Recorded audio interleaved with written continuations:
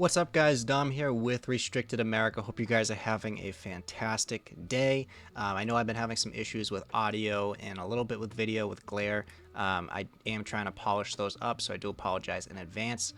But as you may know, to get right into the video, as you may know, Donald Trump has been elected our 47th president.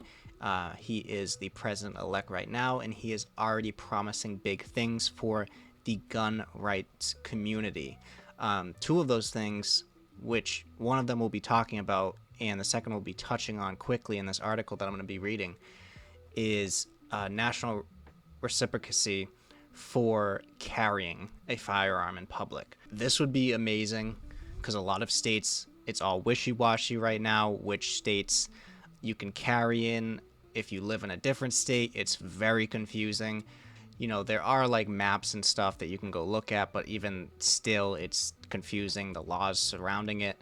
But Trump promises to sign legislation in place. And we're going to be getting into an article.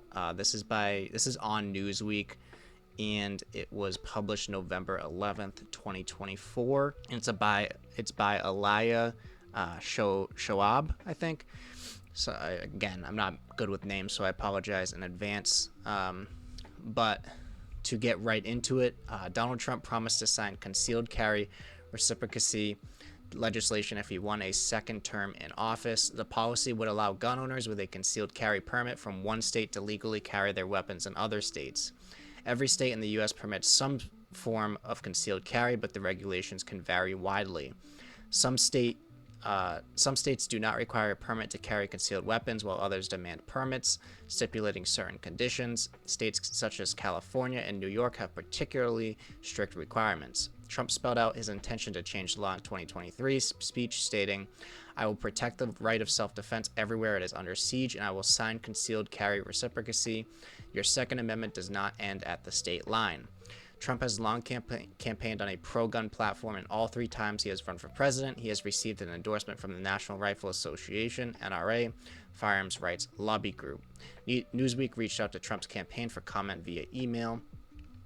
The NRA and other pro-Second Amendment groups support loosening concealed carry laws nationwide. The NRA's official policy goes even further than Trump has promised, advocating for what they call constitutional carry, which would allow individuals who can legally possess guns to carry concealed firearms without needing a permit. This more lenient policy is also supported by other pro-gun groups, including the National Association for Gun Rights. Democrats and groups that advocate for gun control have long opposed concealed carry reciprocity. In 2017, during Trump's first presidency, House Republicans passed the Concealed Carry Reciprocity Act before it stalled in the Senate.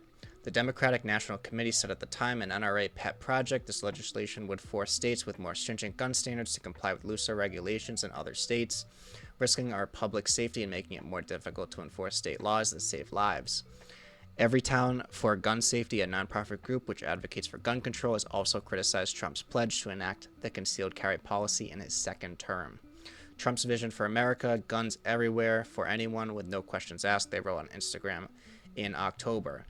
Everytown for Gun Safety is a bunch of idiots, I'm going to be honest.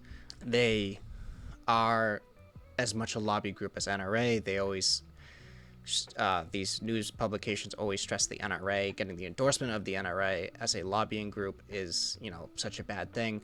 I'd say getting the endorsement of another lobbying group such as Everytown is just as bad, because obviously they're going to push their agenda. Obviously with NRA, I agree much more with what they're pushing than Everytown, of course. Trump has signaled that he intends to loosen gun control laws through executive action and replacing Stephen Dettelbach, branded by the president-elect as an anti-gun fanatic, as head of the Bureau of Alcohol, Tobacco, Firearms, and Explosives. That's the other thing that I was going to talk about. I'm just stating it in this video.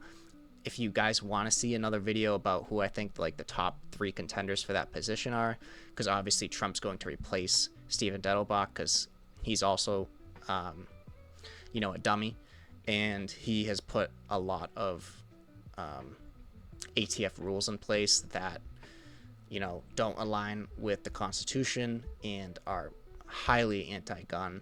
So we can make a separate video about that. Let me know in the comments if that's what you guys would like to see. I will do my research on that if if you guys would want that. But even just changing out the head of the ATF is going to be a great thing. Just to touch on that quickly. After Tuesday's election, when Trump won the presidency and Republicans have taken control of the Senate, control of the House of Representatives still hangs in the balance, with several races still yet to be declared. The House has already been called for Republicans by Decision Desk HQ. There's a very small chance that it would go to the Democrats at this point. Just to add that in, I think this is a little outdated or just wrong. If Republicans secure the House as well, Trump and his party could pass legislation seen by many as controversial without significant opposition from Democrats. And that is the end of the article. And they even have this is obviously a left-leaning article. They have a fairness meter at the bottom. Newsweek has that as a feature.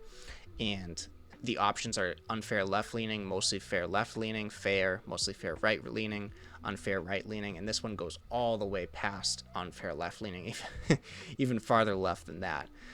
So obviously this part that I skipped over was extremely left-leaning. The other parts were just pretty neutral. But that is a hopeful feature that they added there. But anyway, guys, Trump is going to be, he's saying that he's going to sign this legislation. It's possible that this legislation gets pushed through, especially if the Republicans hold on to the House, and they obviously are already confirmed to be flipping the Senate with at least a 52 seat majority. We're looking at 53, but Bob Casey in Pennsylvania has not conceded yet to Dave McCormick, even though pretty much every major publication has, called that race for Dave McCormick. Yeah, guys, this is going to be, start of something good, I hope, with, restoring gun rights to the people. If you guys have any comments or concerns about this, which I'm sure some people will not agree with me about what they think Trump will do for gun rights, leave it down in the comments and I will try to get back to you as quickly as possible. If you enjoy these types of videos, leave a like, obviously leave a comment. If you're not subscribed, make sure to do that now. Other than that, guys, stay informed, stay unrestricted.